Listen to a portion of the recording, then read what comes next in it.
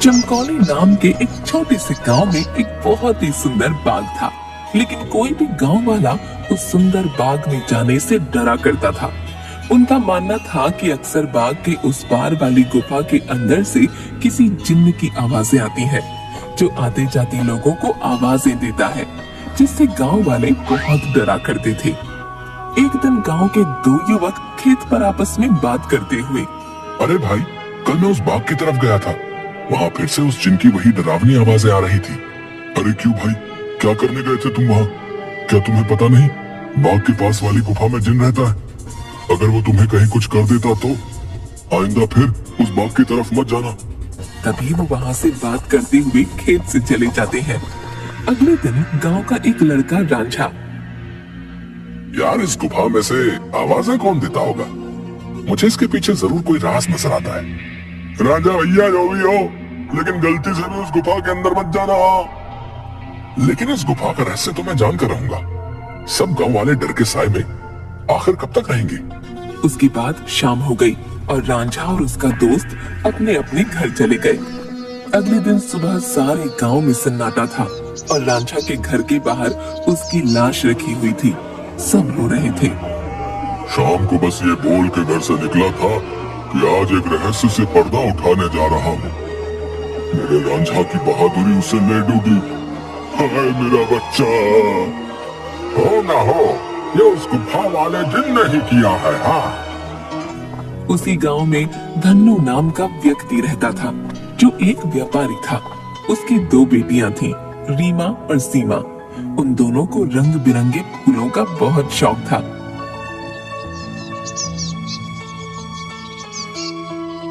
बहुत दिन हो गए हैं, चलो आज हम गांव के बाग में चलते हैं। न जाने क्यों हमें बाबूजी उस बाग में जाने से मना करते हैं। इस पूरे गांव में एक वही जगह है जहाँ कितने सुंदर सुंदर फूल होते हैं। हाँ सीमा, वो बाग सच में बहुत सुंदर है। उस बाग में बहुत सुंदर सुंदर फूल होते हैं, लेकिन बाबूजी हमें जाने नहीं देते। वो कहते हैं गांव के बाग के उस पार एक गुफा है जो बहुत ही भयानक है, हमारा जाना वहाँ सही नहीं होगा। लेकिन गांव की रांझा भाई की मौत के बाद तो गुफा और ज्यादा डरावनी लगने लगी है। अरे रीमा, ये सब झूठी बातें हैं, मुझे नहीं लगता वहाँ ऐसा कुछ है। और वैसे भी गांव वालों ने उस जिन्न को देखा नहीं, बस उसकी आवाज ही सुनी है। अगर सच में वहाँ कोई जिन्न होता तो क्या गांव वालों के सामने नहीं आता? हाँ, बोल तो सही रही हो सीमा, मुझे भी लगता है कि वहाँ कुछ नहीं है। चलो ठीक है, हम दोनों कल ही बाग में जाएंगे और हो सके तो क्या पता रांझा भाई की मौत का राज भी पता चल जाए। हाँ, कुछ नहीं है, वहाँ हम दोनों सुबह चलेंगे, तब तुम खुद ही देख लेना। लेकिन बाबूजी हमें नहीं जाने देंगे सीमा। कल बाबूजी सुबह किसी काम से शहर जाएंगे, उनके जाते ही हम दोनों बाग में जाएंगे। रीमा अपना सिर हिलाती हुई ठीक है। इसके बाद दोनों बहनें अपने कमरे में जाकर सो जाती हैं। अगली सुबह, देखो मेरी प्यारी बेटियों, मैं किसी काम से शहर जा रहा हूँ। तुम दोनों अपना ख्याल रखना और उस बाग में फूल तोड़ने मत जाना। वो जगह अच्छी नहीं है, कोई भी गांव वाला वहाँ नहीं जाता। पता है ना, रांझा भी वहीं जाने से मारा गया था। हम दोनों बहनें उस बाग में नहीं जाएंगी। इसके बाद धन्नू वहाँ से चला जाता है। उसके जाते ही दोनों बहनें उस बाग की तरफ जाने लगती हैं कि तभी एक गांव का आदमी उन्हें देख लेता है। अरे सीमा और रीमा बिटिया, तुम इस बाग की तरफ कहाँ जा रही हो? क्या तुम्हें नहीं पता कि बाग की उस तरफ एक गुफा है जो बहुत ही डरावनी है? वहाँ से अक्सर किसी जिन की आवाज आती है। अरे काका, हम दोनों बस बाग में ही जा रहे हैं, वहाँ से कुछ फूल लेकर बस अभी आ जाएंगे। आप चिंता मत कीजिए, हम बाग के उस तरफ वाली गुफा में नहीं जाएंगे। चलो ठीक है बिटिया, लेकिन तुम दोनों शाम होने से पहले आ जाना। अच्छा, अब मैं चलता हूँ। इसके बाद वो आदमी वहाँ से चला जाता है। थोड़ी दूर चलने पर सीमा और रीमा देखती हैं कि दो चोर आपस में बातें कर रहे होते हैं। अरे भाई, हम ये सही कर रहे हैं क्या? गांव वाले तो कहते हैं उस गुफा में एक जिन रहता है जो लोगों को आवाजें देता है। मुझे नहीं लगता है ऐसा कुछ है। वो गुफा गांव के सरपंच की है। मुझे तो लगता है उसमें बहुत सारा खजाना होगा। सब गांव वालों को डराने का बहाना है। बस चलो, चलकर आज देख ही डालते हैं। इसके बाद वो दोनों गुफा की ओर जाने लगते हैं।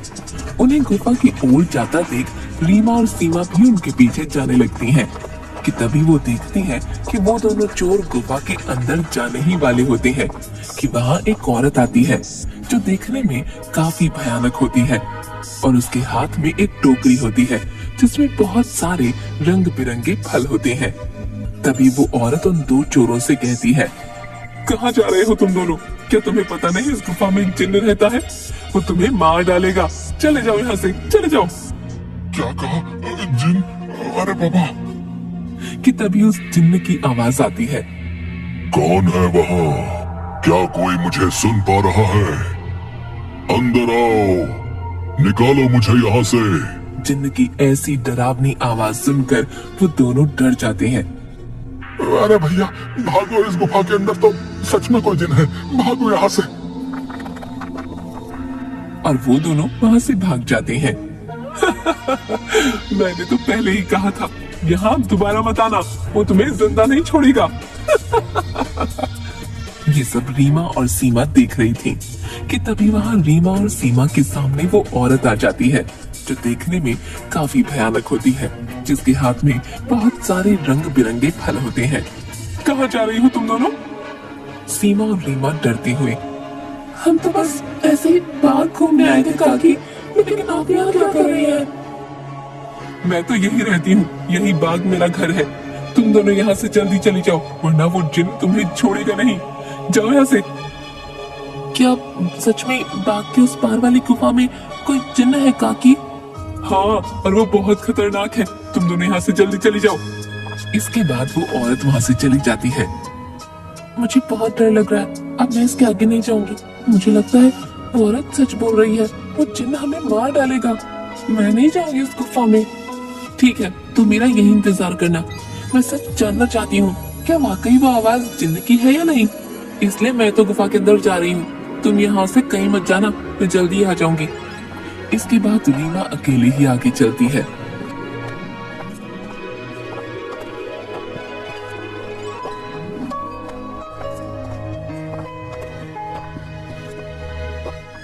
रीमा चलते चलते उस गुफा के पास पहुंच जाती है। तभी एक आवाज उसे सुनाई देती है जो काफी भारी होती है। ऐसा लगता है जैसे किसी रोते हुए इंसान की आवाज हो वो। कोई है यहाँ? मुझे यहाँ से बाहर निकालो। मैं इस गुफा में बरसों से कैद हूँ। निकालो मुझे यहाँ से। रीमा बड़ी हैरानी से वहीं खड़ी हो जाती है। कौन हो तुम और क्यों मुझे आवाज लगा रहे हो?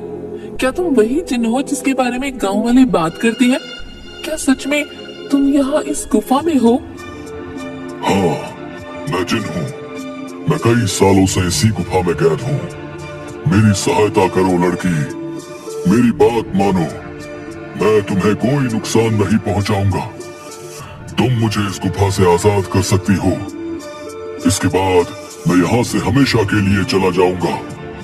मेरी सहायता करो।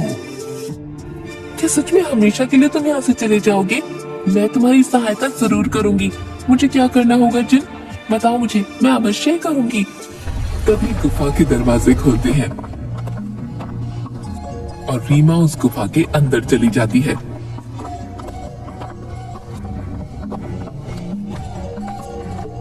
जैसे ही वो अंदर जाती है, एक बहुत बड़ी अजीब सी जानवर की परछाई उसे नजर आती है जो देखने में बहुत ही डरावनी होती है। आओ लड़की, तुम्हारा जिन की इस गुफा में स्वागत है। मैं कई सालों से गुफा के बाहर आते जाते लोगों को आवाजें लगाता हूँ। सब गांव वाले डर कर भाग जाते हैं। कोई भी गांव वाला इस गुफा में आने की हिम्मत नहीं कर पाता। लेकिन तुम बहुत ही बहादुर लड़की हो जो इस गुफा में अकेली चली आई हो।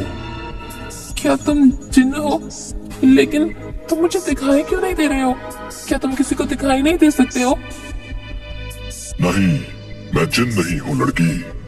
मैं उस जिन की परछाई हूँ। वो जिन तो इस गुफा के कैद खाने में बरसों से कैद है। वो बाहर नहीं आ सकता है। मैं उसकी परछाई हूँ। परछाई? तुम मुझे ये बताओ कि वो जिन इस गुफा में कैद क्यों है? क्या जिन्न के इस गुफा में रिहा होने का कोई मार्ग नहीं है?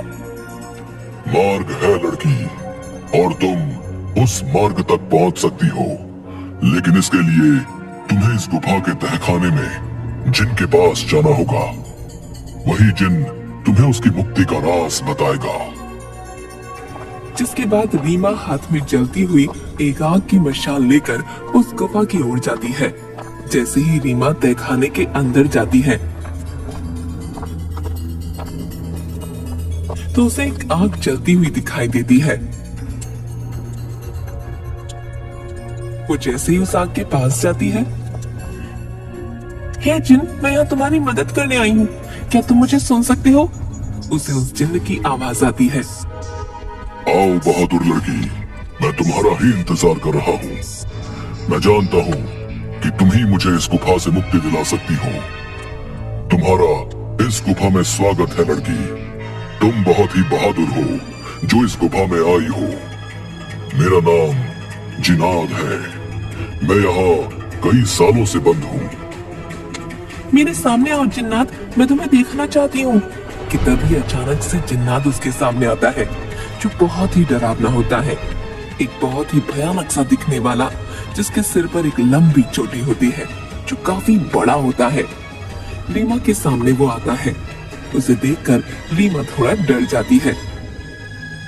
देखो, तुम डरो मत लड़की, मैं तुम्हें कुछ नहीं करूंगा। मैं जानता हूँ कि तुम मेरी मदद करने आई हो, लेकिन मेरी मदद करना इतना भी आसान नहीं है। तुम एक बार और सोच सकती हो। क्या तुम वाकई मेरी मदद करना चाहती हो? लेकिन मैं तुम्हारी मदद कैसे कर सकती हूँ, और तुम यहाँ कैद कैसे हुए?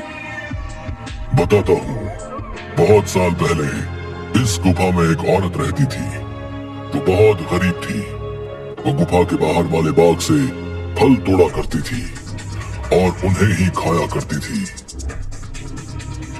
एक दिन उसने बाग के सारे फल तोड़ लिए और यहाँ इस गुफा में लेकर आ गई। उन्हीं फलों के बीच एक रहस्यमयी फल भी था, जो बहुत ही चमकदार था और जिस पर मेरी नजर थी। वो फल मेरी उम्र 100 साल और बढ़ा सकता था, लेकिन मैं उस फल को तब तक नहीं छू सकता था जब तक कोई इंसान उस फल को उसके पेड़ से तोड़ ना ले। एक दिन वो औरत चमकदार फल को उसके पेड़ से तोड़कर इस गुफा में ले आई। जब मैंने देखा तो मैं उसके पीछे इसी गुफा में आ गया और मैंने उससे कहा कि हे औरत, तुम जो बाग से सबसे सुंदर और चमकदार फल तोड़ कर लाई हो, वो मुझे दे दो। इसके बदले में तुम जो भी 2 इच्छाएं मांगोगी वो पूरी होंगी। ठीक है, मैं तुम्हें वो फल दे देती हूँ, लेकिन मेरी 2 इच्छा है। पहली ये कि तुम मुझे वरदान दो, आज से ये बाग मेरा होगा, और दूसरी ये कि तुम इस गुफा में ही कैद रहोगे, ताकि इस बाग में कोई भी तुम्हारे डर से ना आ सके और हमेशा के लिए मैं ही इस बाग में राज करूं। वो औरत मुझे फल तो दे देती है। उस फल से मेरी उम्र तो 100 साल बढ़ गई, लेकिन उस औरत को दिए गए वरदान की वजह से मैं यहीं कैद हो गया। तब से ही मैं इस तहखाने में कैद हूँ। क्या अब से पहले किसी ने आपको यहाँ से बाहर निकालने की कोशिश नहीं की? इससे पहले गांव के एक लड़के ने मुझे बचाने की हिम्मत दिखाई थी, लेकिन जैसे ही वो लड़का उस चमत्कारी फल को लेकर गुफा में आ रहा था, तभी उस बूढ़ी औरत ने उसको मौत के घाट उतार दिया और सारे गांव में बात फैल गई कि मैंने उसको मारा है। हाँ, वो लड़का हमारे गांव का राजा भैया थे। उसको उस बूढ़ी औरत ने मारा। मैं आपको यहाँ से आजाद जरूर करवाऊंगी, लेकिन मुझे तुम्हें यहाँ से आजाद कराने के लिए करना क्या होगा? तुम्हें यहाँ से उस बाग में जाना होगा। वहाँ तुम्हें उस बाग में रहने वाली उसी औरत की झोपड़ी दिखेगी, जिसके कारण मैं इस गुफा में कैद हूँ। तुम्हें उसकी झोपड़ी में जाना होगा। वहाँ से तुम्हें सबसे सुंदर और चमकदार फल लाना होगा। मेरी मुक्ति का राज उस फल में ही कैद है। ध्यान रखना बहादुर लड़की, उस औरत की झोपड़ी में कोई नहीं जा सकता है। जब वो सो रही होगी, तुम्हें तब ही जाना होगा और उसकी फलों की टोकरी में से सबसे चमकता फल लेकर आना होगा। उसी फल में तुम्हें मेरी मुक्ति का राज मिलेगा। लेकिन तुम्हें ये काम बड़ी होशियारी से करना होगा। अगर उस औरत को पता चल गया तो वो तुम्हें जिंदा नहीं छोड़ेगी। ठीक है जिन, मैं तुम्हारे लिए वो चमकदार फल जरूर लेकर आऊंगी। मैं तुम्हारा इंतजार करूंगा, बहादुर लड़की। इसके बाद रीमा वहां से बाग में जाती है और उस औरत की झोपड़ी की ओर बढ़ने लगती है। रीमा देखती है कि उस औरत की झोपड़ी में कोई नहीं है। वो इधर उधर देखती है और उस झोपड़ी के अंदर चली जाती है। रीमा अंदर जाकर देखती है कि बहुत सारे फल उस औरत की झोपड़ी में रखे हैं। अरे ये तो कितने सारे फल हैं, लेकिन इन सब में कोई भी फल बहुत ज्यादा नहीं चमक रहा। तभी अचानक रीमा देखती है कि वही औरत अपनी झोपड़ी की तरफ आ रही है। ये देखते ही रीमा दरवाजे के पीछे छुप जाती है। वो औरत अपनी झोपड़ी में आती है और उसके हाथ में एक टोकरी होती है जिसमें बहुत सारे फल रखे होते हैं।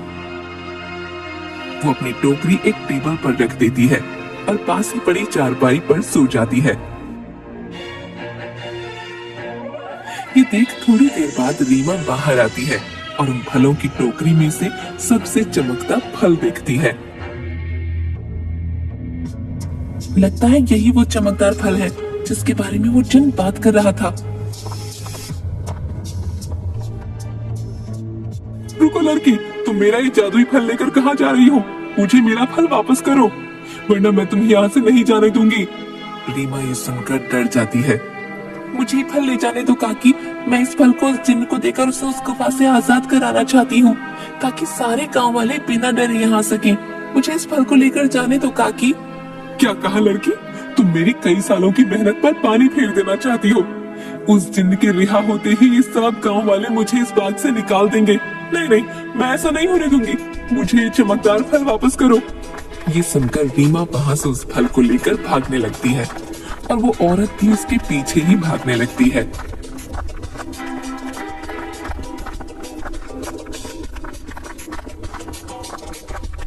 रीमा भागते भागते उस गुफा में पहुंच जाती है। जैसे ही वो गुफा में पहुंचती है, वो जादुई फल उसके हाथ से नीचे गिर जाता है, जिसके गिरते ही तोते में बदल जाता है। रीमा ये देखकर हैरान हो जाती है। तभी वो औरत वहां आ जाती है। ये तुमने क्या किया लड़की? इस जादुई फल को नीचे गिरा दिया और अभी तोता तुम्हें उस जिन्न की आजादी का सबसे आखिरी रास्ता बताएगा। नहीं, मैं ऐसा नहीं होने दूंगी, मैं तुम्हें मार डालूंगी। वो औरत रीमा को जैसे ही अपने हाथों से मारने आगे बढ़ती है, वो औरत अचानक से आग में जलने लगती है, जिसे देख रीमा हैरान हो जाती है। तभी एक आवाज सुनाई देती है जो उस जिन्न की परछाई की होती है। डरो मत बहादुर लड़की, इस लालची औरत को इसके किए की सजा मिल चुकी है। अब तुम्हें अपनी मंजिल का आखिरी पड़ाव पार करना है, जिसमें ये तोता तुम्हारी मदद करेगा। तभी अचानक से वो तोता उड़ने लगता है और गुफा में उसी तरफ भागने लगता है जहाँ वो जिन्न कैद था। रीमा भी उसके पीछे पीछे चलने लगती है।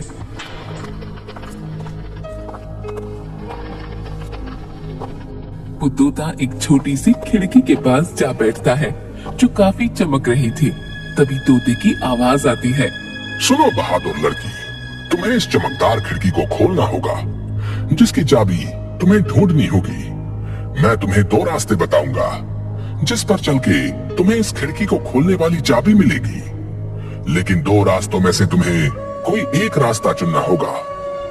पहला रास्ता एक गुलाब के फूल की तरफ जाता है, जो बाग की तरफ है।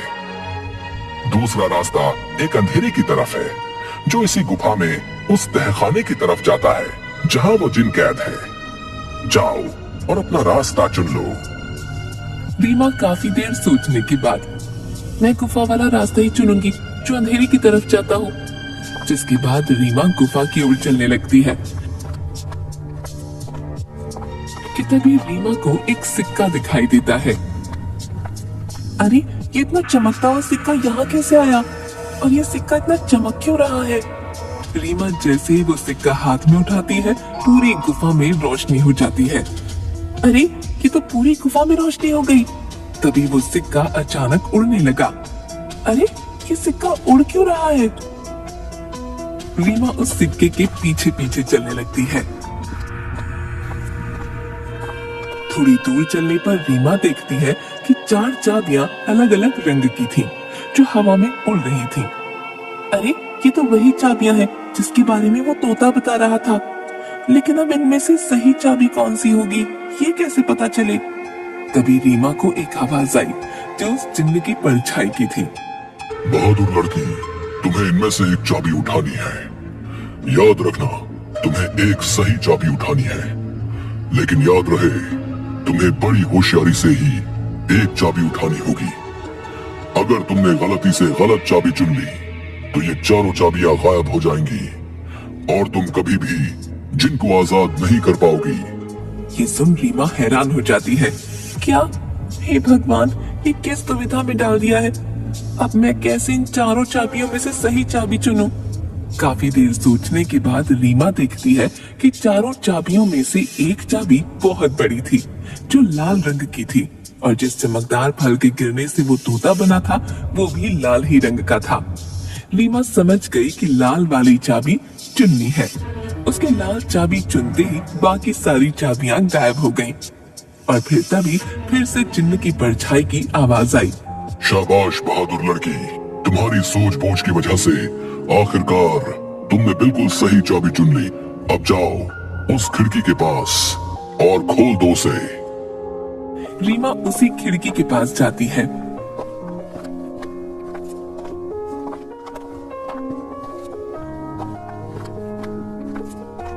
और देखती है कि अभी भी वो तोता उस खिड़की के पास ही बैठा था।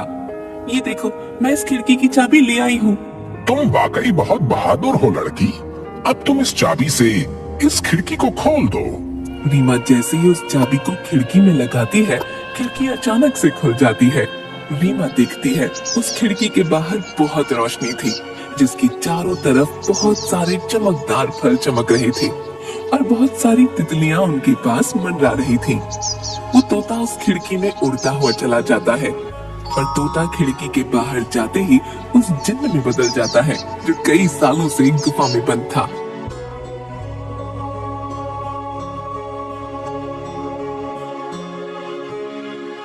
तुम्हारा बहुत बहुत धन्यवाद लड़की, तुमने मुझे इस गुफा से आजाद कर दिया। तुम एक निडर और साहसी लड़की हो। तुम जो भी मांगोगी मैं वो तुम्हें दूंगा। बोलो, क्या इच्छा है तुम्हारी? क्या सच में अब तुम आजाद हो गए हो? अब तुम इस गुफा में नहीं हो। अब सब गांव वाले यहाँ आ सकेंगे। मैं और मेरी बहन भी अब बाग में आ सकेंगे कभी भी। हाँ बहादुर लड़की, अब किसी को भी डरने की कोई जरूरत नहीं है।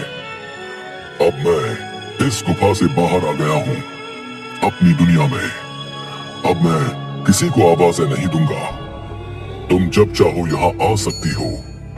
तुम्हारी ही वजह से मैं आजाद हो पाया हूँ। तुम मुझसे जो भी मांगोगी मैं तुम्हें वही दूंगा। बोलो, क्या इच्छा है तुम्हारी? जिन, मैं कुछ नहीं मांगना चाहती हूँ, लेकिन अगर तुम सच में मेरी इच्छा पूरी करना चाहते हो तो गुफा के सामने वाले बाग से मुझे बहुत प्यार है। इसमें रंग बिरंगे फूल मुझे बहुत पसंद है। मैं चाहती हूँ कि ये बाग हमेशा ऐसे ही खिलखिलाता रहे, इसके फूल कभी न मुरझाएं। ठीक है बहादुर लड़की, तुम्हारी ये इच्छा जरूर पूरी करूंगा। अब ये बाग हमेशा यूं ही रहेगा, कभी भी मुरझाएगा नहीं। तुम अब जब भी इस बाग के फूलों को देखोगी तो ये हमेशा खिले रहेंगे। अच्छा, अब मैं हमेशा के लिए यहाँ से जा रहा हूँ। इसके बाद वो जिन्न गायब हो जाता है और खिड़की बंद हो जाती है। रीमा जब गुफा से बाहर निकलती है तो सब गांव वाले धन्नू और सीमा बाहर खड़े होते हैं। अरे मेरी बिटिया, आ गई तो वापस। उस जिन ने तुझे कुछ किया तो नहीं? आखिर क्यों गई थी तू उस गुफा के अंदर? अगर वो जिन तुझे मार डालता तो क्या करता मैं? दीदी, तुम ठीक तो हो ना? क्या सच में तुम्हें उस जिन्न ने कुछ नहीं किया? बाबूजी, मैं बिल्कुल ठीक हूँ। अब अंदर कोई जिन्न नहीं है। इस गुफा के अंदर जो जिन्न था अब वो हमेशा के लिए इस गुफा से चला गया है। अब आप सभी को डरने की कोई जरूरत नहीं है, अब कोई भी यहाँ आ सकता है। अरे क्या बोल रही हो रीमा बिटिया? आखिर कहाँ गया वो जिन जो आते जाते लोगों को आवाजें दिया करता था? रीमा गांव वालों को सारी बात बताती है।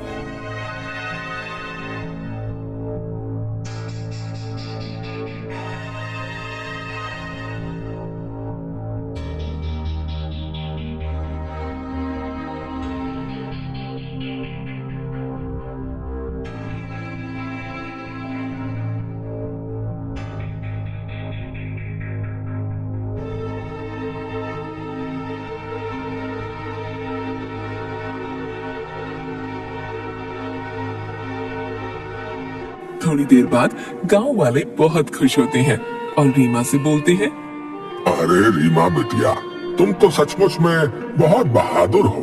तुम्हारी वजह से ही अब वो जिन इस गुफा से आजाद हो गया है। अब हम गांव वालों को डरने की कोई जरूरत नहीं है। और रांझा की मौत का रहस्य भी सब गांव वालों को पता चल गया।